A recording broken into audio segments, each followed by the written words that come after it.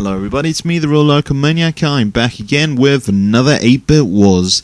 And as you can see, today I'll be playing a Double Dragon 3, the Rosetta Stones. Now, I'm sticking again with the Double Dragon theme. Now, originally I was going to do a slightly longer video of this on my site, but you know what, I haven't been too keen on the arcade game and a few of the other versions, which I'll mention in a little bit. So, I'm just going to do the 10-minute YouTube one. Anyway, look, there's that mysterious old lady there telling you about the Rosetta Stones, that you've got to travel around the world. And I tell you what, as sequels go, this is absolutely poor. Now, the first Double Dragon is one of my favourite arcade games ever, and I love it to bits. I still play it to this day.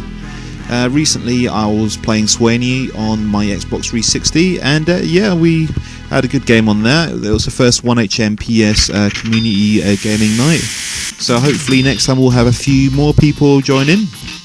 But anyway, yeah, Double Dragon 2, which was pretty much more or less the same, but it wasn't really that bad.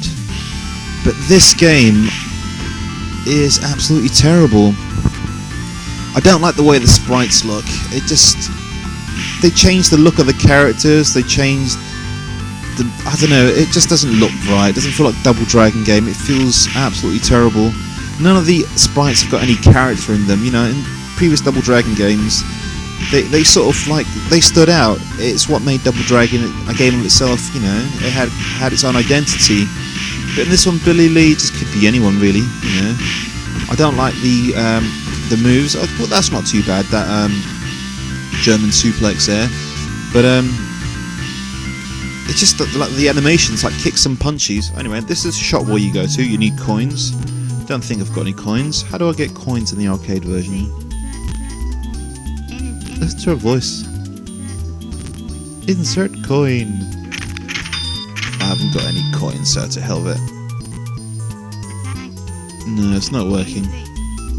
But yeah, I don't like the punch, the animations. I don't like the kick animations. If you're looking for a good Double Dragon game, check out Swaney's version of Double Dragon Forever.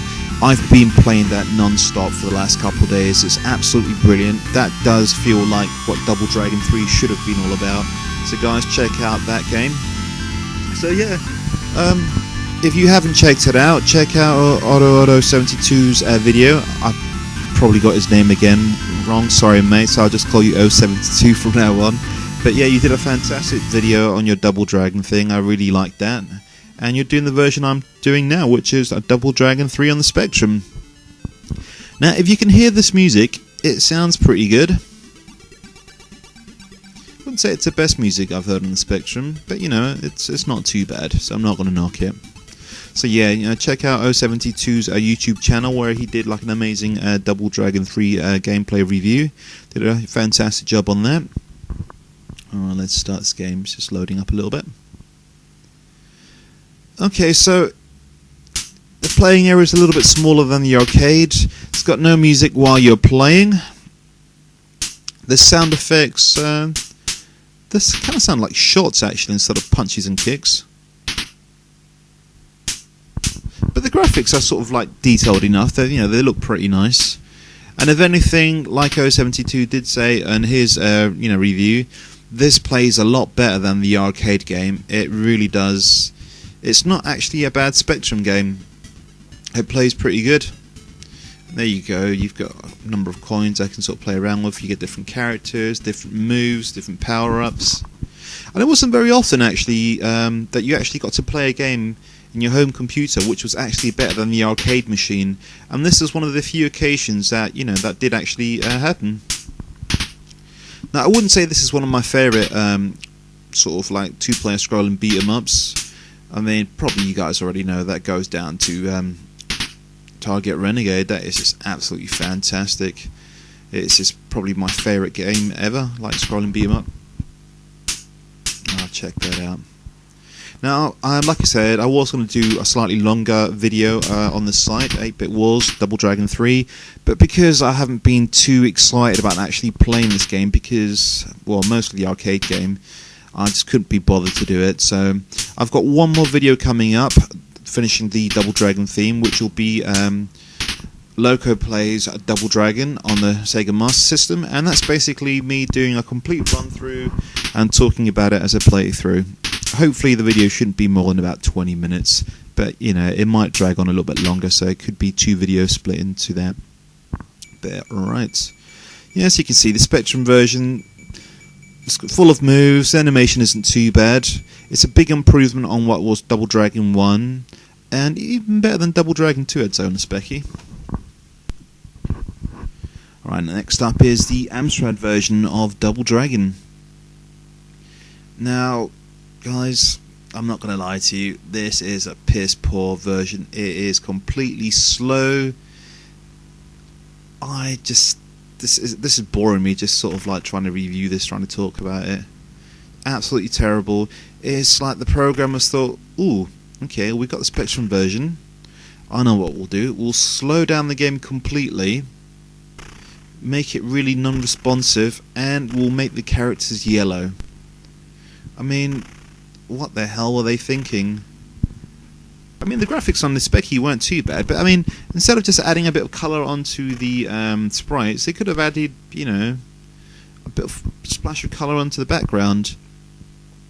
Now, when the games were made on the Amstrad, when they were normally ports, I don't know which way it worked, Amstrad to Specky or Specky to Amstrad, it never quite favoured the Amstrad.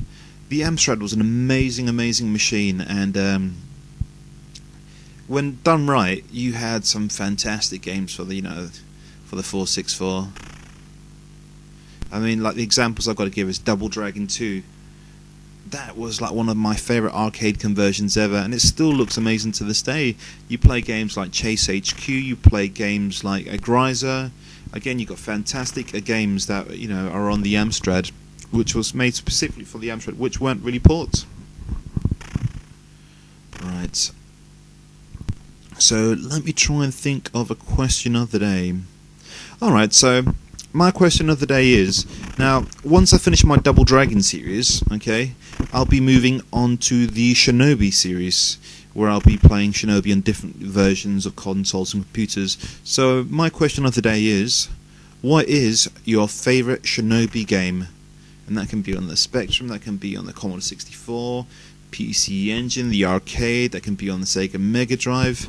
So yeah, question of the day, what is your favourite Shinobi game? Alright, back to this game. This is absolutely piss poor. Oh, I completely forgot to mention, on the Specky version, on the second level, it says Tim is something, so I found that kind of amusing. Don't know who the hell Tim is, he must have pissed someone off. But yeah, this game is just a poor port of the Specky. At least the Specky improved in the arcade game. Alrighty then, now this is Double Dragon 3 on the Commodore 64.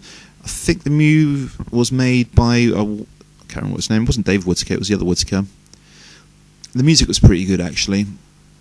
See, that looks pretty good there, the shopkeeper. It's got some nice little sound effects there.